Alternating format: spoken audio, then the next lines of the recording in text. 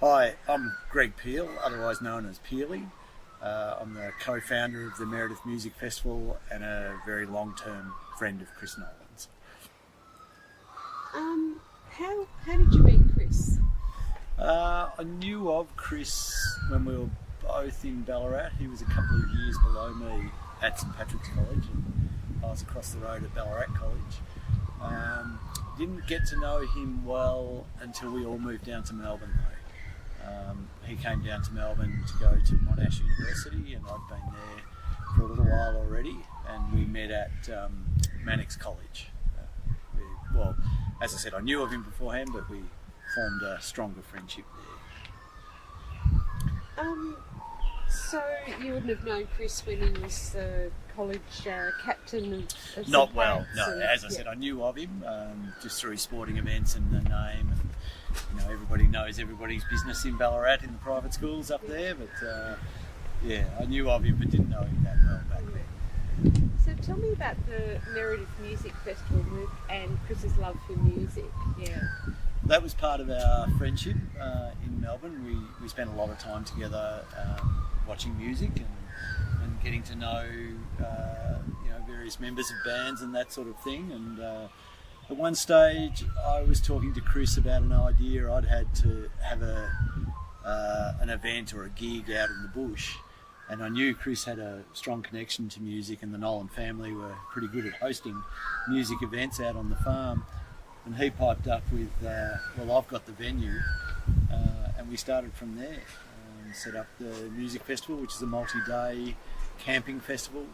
Currently it runs 2 nights, 3 days, about 35 bands play over the weekend. And what's Chris's favourite music? What would he say he likes? He's got a pretty wide range of music that he loves. We spent a lot of time in Melbourne in grungy old pubs, seeing the sort of underground Melbourne scene, I guess, at the time, and we're talking about the early 90s, so I guess grunge music was really starting to emerge. And Chris had a cousin, John, who was playing in a band called the Powder Monkeys, and we used to go and see them quite a bit. But Chris's love of music was broad, and it was from everything through, the Latin American music, Celtic music, Irish music, that sort of thing. If it was good quality music, Chris generally liked it. How important is the festival to not only Chris, the family, friends, and the community? I guess the broader community of Meredith. It's very important, and the community spreads wider these days. The community of Meredith Music Festival perhaps takes in Geelong, Ballarat, Melbourne these days, and the benefits are pretty far-reaching. There's a big theory that the annual get-together and the pilgrimage of going to the festival is beneficial for people's mental health. And I have a strong belief in that. Yes. But it's also very beneficial for the local community. It raises money for the sporting and social groups within the community. It provides a lot of employment for the local people, and it's about providing a sense of identity, I guess, for the community. Meredith has gone through its quiet times, I guess, where there perhaps wasn't a lot going on for Meredith, and as people maybe moved away from regional centres, it got pretty quiet for a while, and this has really helped galvanise the community and bring the social and sporting bodies together. They do a lot of fundraising at the festival and do a lot of work for us on the grounds and in the setup before and after. It was one of Chris's really early desires, was that the festival would maintain a strong benefit to especially the sporting groups that he was very heavily involved in. I think coming from St Patrick's College, where he had a large involvement with the community of the school. He understands community, but he also had a strong involvement with the sporting scene, and that was maintained at Meredith, and he really wanted to make sure that he was able to contribute to that within the community. Those words are upstating me, Chris. I'm really sorry. My it's not that I don't like birds, but at this moment, Yeah, really. I'm hoping that the sound isn't too hasn't interfered with it. They're obviously just nesting up in that tree. It must be in that hedge over Some- there, or maybe yes, in this tree actually. I think Yes, they could Yeah, be. so Yeah. let's just hope that it comes the out. old peppercorn okay. tree. They're Yes. really loud. Like Yeah. I'm thinking, is it just me or yeah? No, they're quite loud. Yeah. So we'll see how. And then there was just that moment that they just kept going. So, They my yeah, backing as, vocals. yeah. Yeah. Yeah. Can I come Yeah, in? yeah, Just please. when you said about the benefits, I think another benefit has been people. I remember early days, probably I don't know, third or fourth or fifth or something, and some of the younger brothers came, a couple of the younger brothers, and they were playing up a bit, doing some stupid stuff, and one of the others said, "Oh no, come on, don't be a dickhead," and that became, and it's been a moderating of, and people learning to be with one another, different people, and have fun without going overboard. Would you agree? Yeah, we have a no dickhead policy Oh, Yeah. at the festival, and it was something. I guess it was language for us as young men finding our way.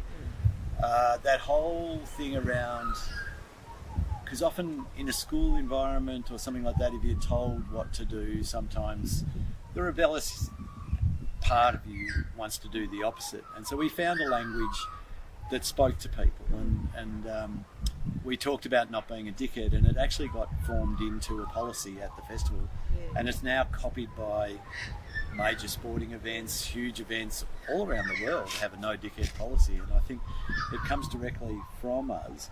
But it was that ability to connect to people while they're expressing their freedom in a language that was very important to them, and he Yes. was definitely part of forming that policy.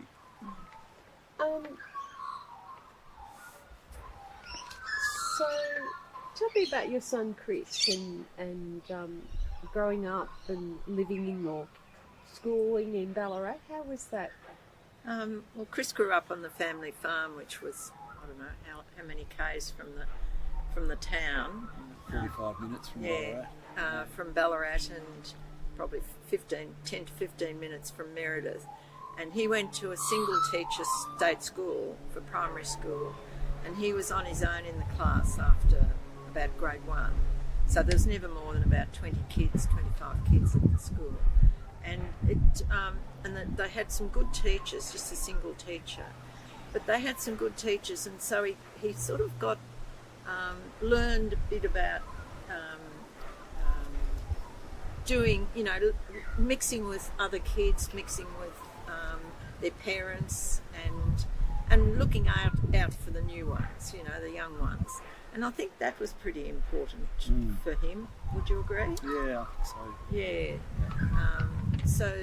And love music. Yes, music was always part of it. I used to play piano and organ and whatever, and I'd go over and do, because it was a single teacher, I'd often go over and, well, pretty much almost every week, I'd go over and do an hour of music and, listening, getting kids down on the ground and listening to the sounds and, yes, and feeling the grass and stuff like that, So I can't remember what the original question was. What now. about St Pat's? So on the bus from Meredith? On the bus along, so it was, I was still thinking miles, it was about 5 k's to go to the nearest bus stop, and then on the bus to Ballarat, and it was early, like they used to leave about 7:15 in the morning,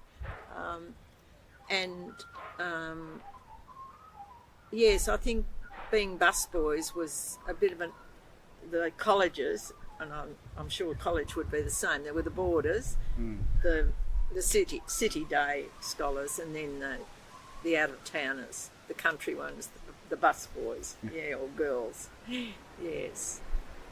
So, Peele, what's your you've maintained this friendship for many years. What does that mean to you? It's very important.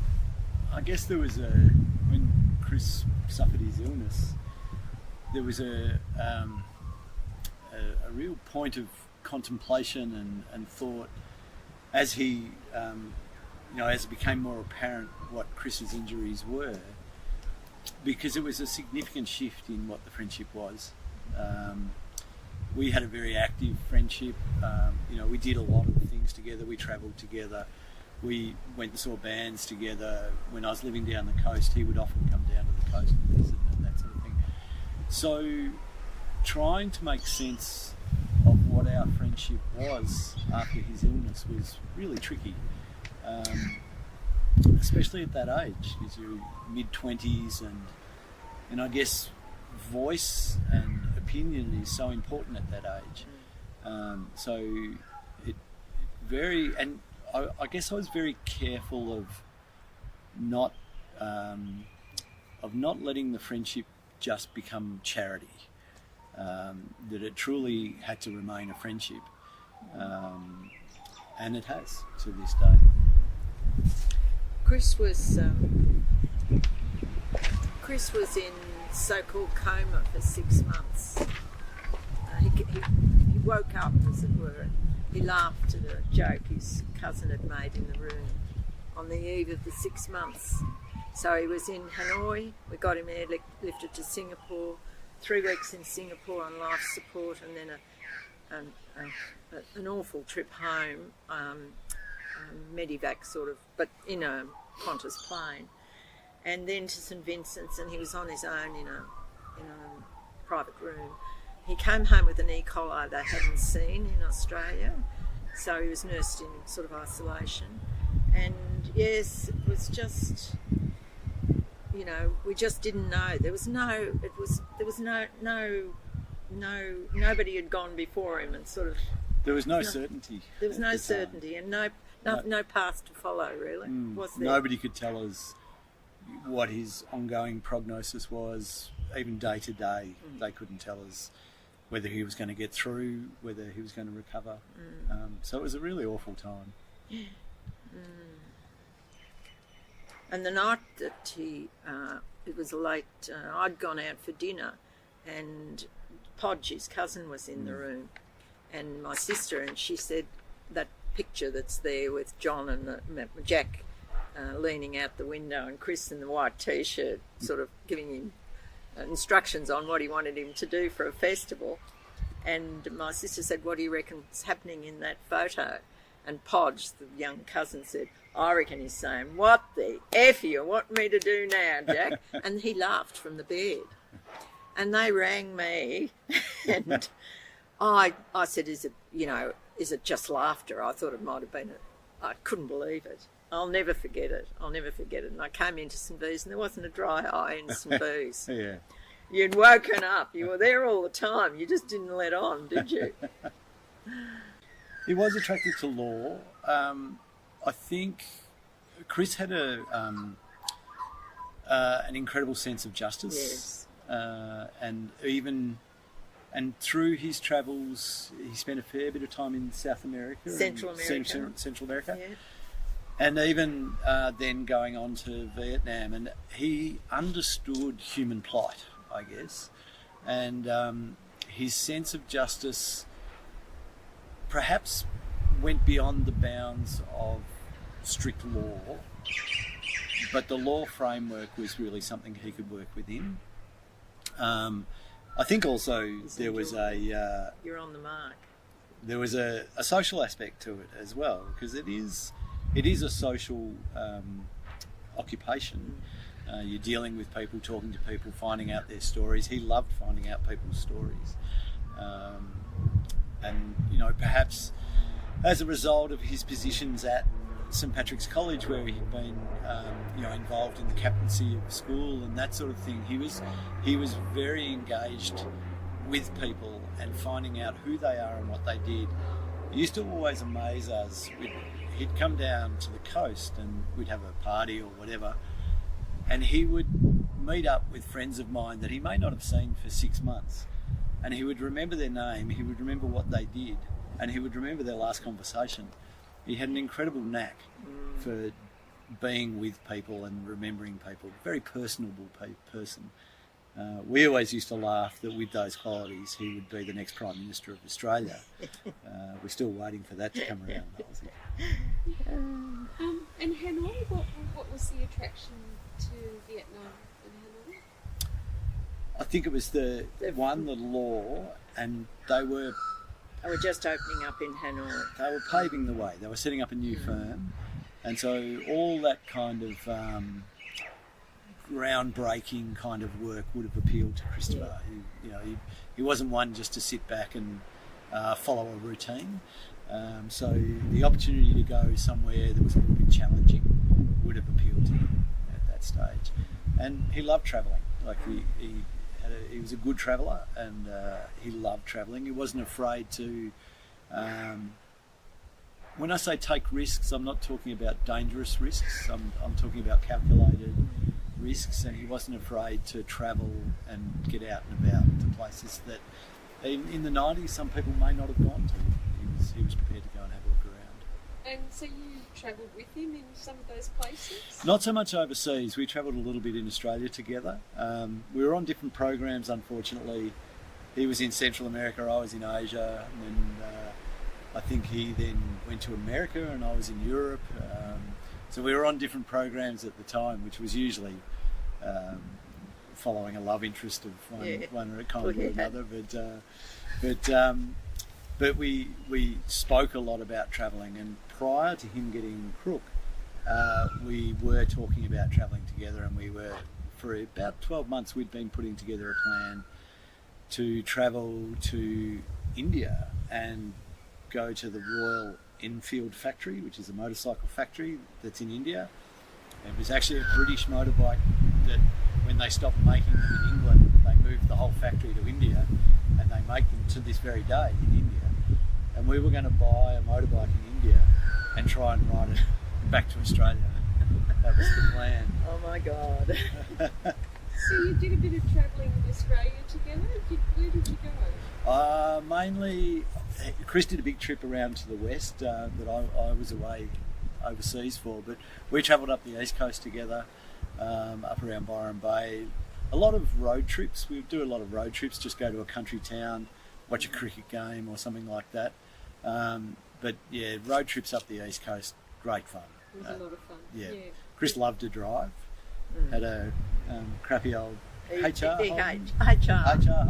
still in the backyard of Mary. Used to jump in that and drive up north. Aren't they worth a bit of money now? They probably are. I don't think that one is.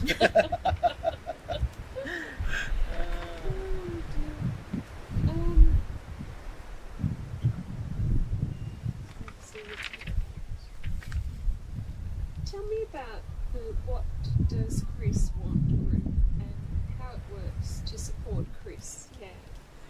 Well, it's probably, it hasn't functioned the same way since COVID, really, because we weren't able to get together.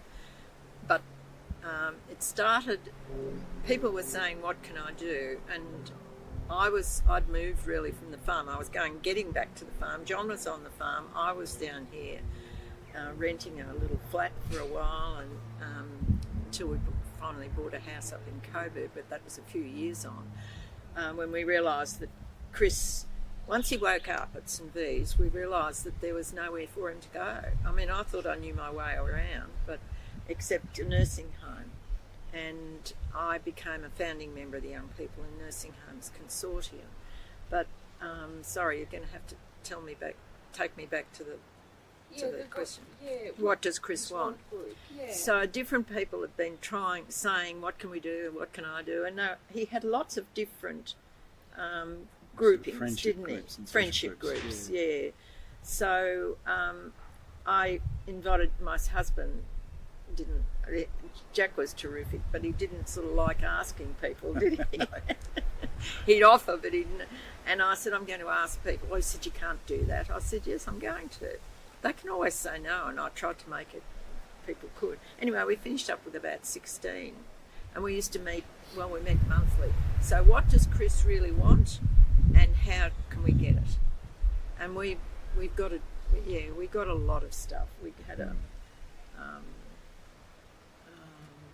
he was in the nursing home, but we got a package of funding, and that was sort of a genesis of the NDIS.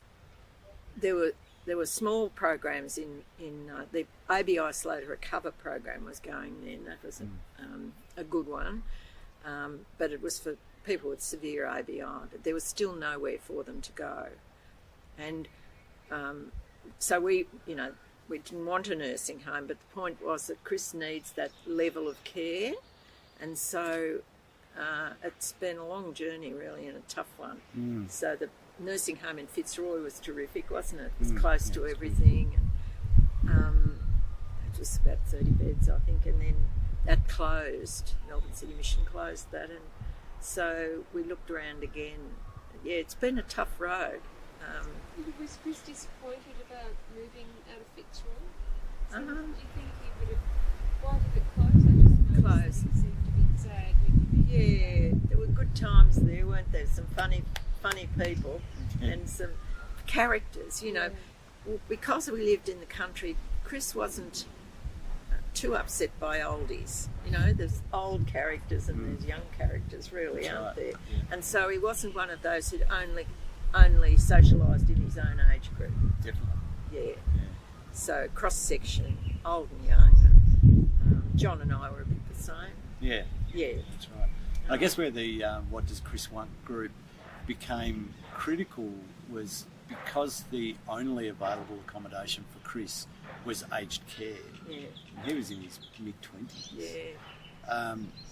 Having that voice to make sure that his needs were being met and he wasn't just being treated like a person moving towards the end of their life was critical.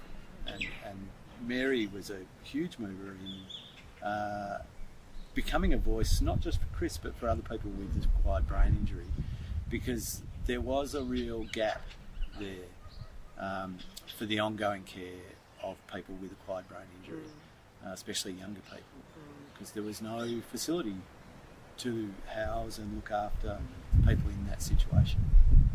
And with medical technology, some of them were surviving at that point.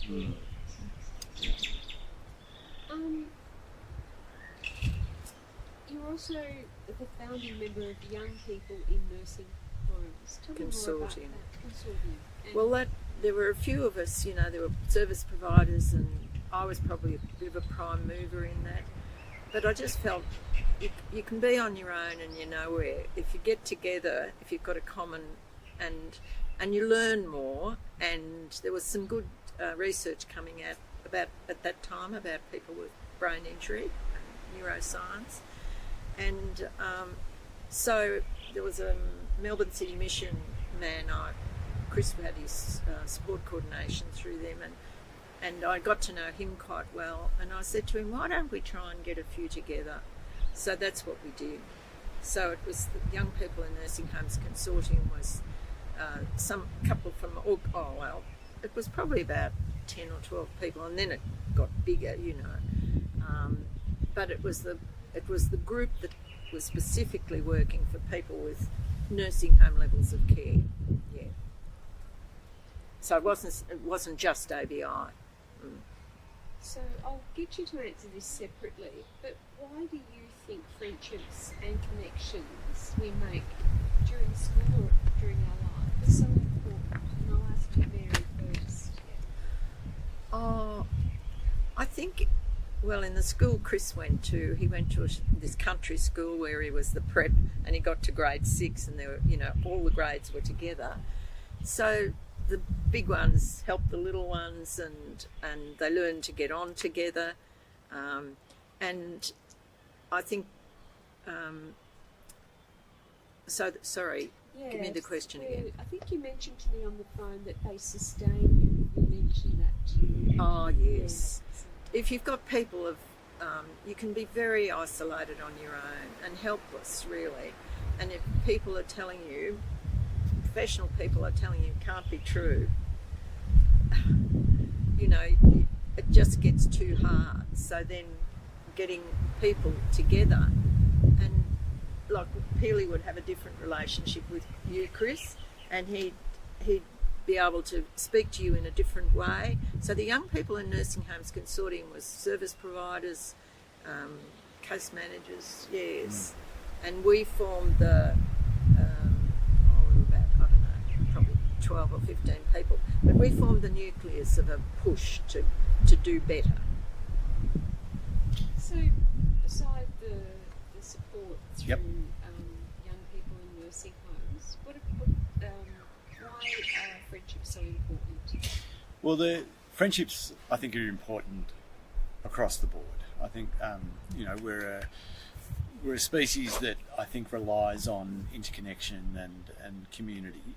But those friendships specifically formed at school, I think, are critical because while you're at school, you're in that safe, nurturing environment, which is similar to a home. And after school is often the first time people that age are stepping out into the world and really forming their identity and moving down a different path. And those friendships that are formed at school can be an enormous support through that process. People go in their different ways and become the humans they will, but those friendships from school, I think, are a great rock to lean on when you move forward, even if it's just checking in that you're on the right path or finding an avenue to get somewhere. Those friendships from school can be critical. How proud were you when you were told that the college was introducing the Chris Nolan Awards in honour of Chris? And how proud was Chris as well? I think it was big. I think they might have asked if they could. It was just, he was an all-rounder, really, wasn't he? He was. Chris, you were an all-rounder. You reckon what did you used to say? You weren't especially brilliant at any one thing, but you weren't bad at most, sort of thing. You'd have a go at anything. So I've lost it again. Just the pride of being honoured the award. Well, it was just, I went back and asked various people what they thought, and they said, go for it. I think I liked it because it wasn't just a single, it's a compilation of the top 15%. So a lot of boys who'd never get ducks or certain, but it gives them a chance to have a go, and it gives them an impetus to go on, I think, to work, just put that extra bit in, yes, and look after one another. What about faith, like in terms of being a Christian? Do you have? You obviously, I did read that your World Christian Life community is sending. Yes, I was vice president, world vice president at one stage, and I was the inaugural national president of Christian Life Community. Christian Life Community is an Ignatian, so aligned with the Jesuits, the same spirituality, but it looks to find God in all things, and in the bad times, in the good times, in the in-betweens, and it's a discerning way ahead. So it gave John and I, we were looking for something because we had a pretty ordinary parish situation at that time, and we'd meet in small groups and we just listened to one another and shared not such pious things, but how life was. And sometimes in conversation it helps you to work out where you need to go next, if that makes sense. Yes, and I was asked then to form a group in Victoria, and then I was elected onto the World Executive Council, and I was at 3 assemblies, so it was an amazing journey. One journey I made was we were going to Munich to a meeting, and there was trouble in South Africa. The South African CLC was black, coloureds and whites, and they had all the problems really of that country at the time. And they asked me would I go via South Africa. So I went via South Africa. and I stayed in Soweto. I'm not sure whether you've heard in Soweto, but I was invited to stay in Soweto. And I went to a black supermarket, and I had my black friends either side of me, and they said, just stay with us, and nobody will touch you. But the stairs, just the feeling of being in that place and being sort of a protected one in a way, but hardly a white woman wouldn't have got in and out, I don't think, at that stage. So Christian Life Community brought, not everybody does that. Some people just meet in their groups every couple of weeks. I still have a younger group in Park Drive, and another one down near Carlton. I don't go every time. We're doing Zooms now, which is not the same as meeting face to face. We had dinner at the Saigon Secret the other night, a group of us, and it was just great to be together again. Yes.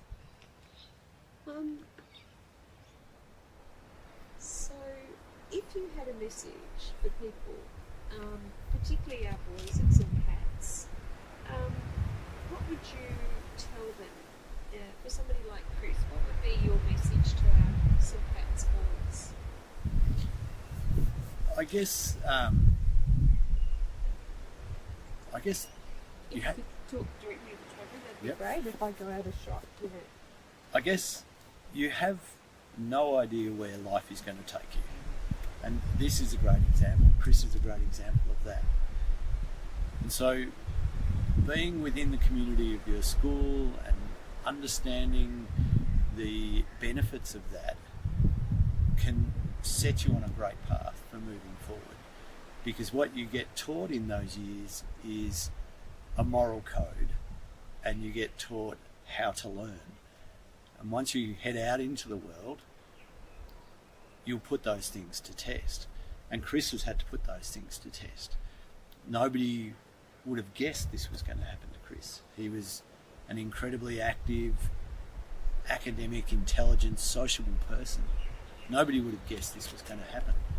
But he's managed to turn this situation into a good situation where he's still providing benefit to people around the world. And I'll ask the same you, Mary. So if you could talk directly, what would you like to say to the St Pat's boys? Yeah.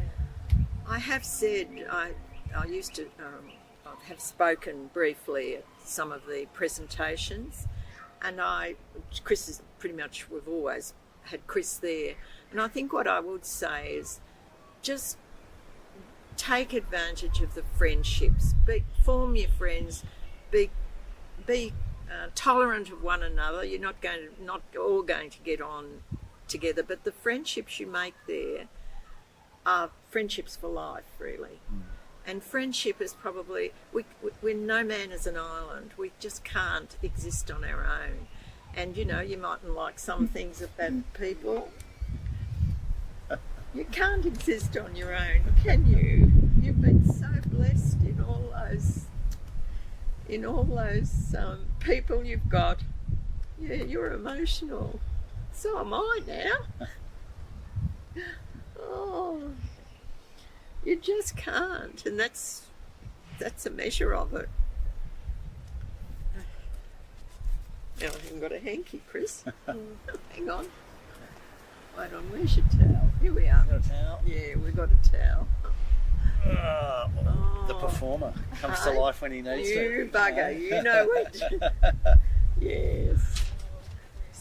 That's very powerful. It is very powerful, and I thank you for sharing that emotion with us. It's really important the boys see that is what will sustain them and their view in the future too. So now I did have and I sort of wanted to get, I guess, Chris's reaction. Right. Yeah, we'll see how we go. I think we've got a good reaction anyway. That was a good one. Oh, you're What a I'll do- tart. You come up with trumps, don't you? Yeah, you got any more in there for us? Right? I've got one here, Chris. What do you think of your mate, Peele? Oh, Bit of a smile. yeah. He's been a good mate, hasn't he? Sometimes I think I'm lucky he can't talk. There's a lot of stories held in there. It was almost like he looked like you're a bit dodgy. Yeah, no, true. Oh, yes. Now, if you were to say what wasn't Chris's favourite band, what would it have been? Wow, it's a tricky one because he had that deep connection with bands like the Pogues and that had those sort of cultural connection, I guess, back to the Irish world and the Celtic world. I think he was very proud of his cousin John. He was a big fan of the Powder Monkeys, which some of your listeners might not quite get. The Powder Monkeys, they're quite a heavy band. There was another band that emerged out of Melbourne around the time that we were watching bands, which was a really alternative band for its time. It was a guitarist, a drummer and a violin player. And the violin player, who happens to be from Ballarat as well, Warren Ellis, the Dirty Three. Dirty Three. Absolutely amazing band. He actually dragged me along to see the Dirty Three. I'd never heard. When he did, I'm like, a violin? Incredible band. Incredible storyteller, incredible band. The Dirty Three are still performing today. Warren's gone on to become a very famous, plays a lot with Nick Cave. Yeah. Very famous musician. And the Dirty Three, I'd put them down as one of his most favourite acts. And I think I can see it in your reaction, Chris. I can see it in You're your agreeing reaction. with me. That's it. We didn't always As agree, soon did as we? you said the dirty three, that was it. Yeah. Everything lit up. The eyebrows went up. So yeah, I would say that. Chris had a big impact on them too, I think. Yeah. Warren Ellis. Yep. Yes. I had lunch with, or I visited Warren in Paris, I think, at one stage. Yeah, right. when I was- Yeah. I know Rexy and Warren stay in touch. yeah, I haven't been in contact with him for ages. Look, I think that's all I really wanted to ask you, and I think Yeah, you've great. covered some absolutely, lovely statements about friendships, connections, music, and what that Good. means. Have I missed something? Because I'm not a novice, but I am a novice, if you know what I mean. I take things very differently, so I don't have I think missed something? so. And Rich perhaps could talk. I was going to say maybe the only thing would be, the moving on from the farm to life, the corporate world, or moving on from school to life. And Rich could probably have a different aspect, a better aspect on that because he was there with him at the time. But because that was a big thing for Chris, because he was a country boy, but then he loved and fitted in very, very well into that, inner city corporate environment and big law. I mean, he was. I don't think he always necessarily agreed with the politics of big law, but he was very much at home in a big law firm. Yeah. I think that the friends that you make, the connections you make at school like St Pat's are just so important, really. And across the schools, Chris actually, Brother Carney was there at the time, initiated an inter-school social, and that was the private schools of Ballarat High School, I think. And I remember Tom Carney, the Christian brother, saying, "Oh, you'll never get it through. We've got this meeting. You'll never bloody get it through." And what happened? You did get it through, didn't you? That's a red rag to a bull, isn't it? And it was that's just such a, I don't know whether they still have it or not, but it was such a good thing of bringing schools together, because they can be competitive sort of, and not Very much have so. a lot to do with one another. Yeah. Yes, so that's that was a big thing.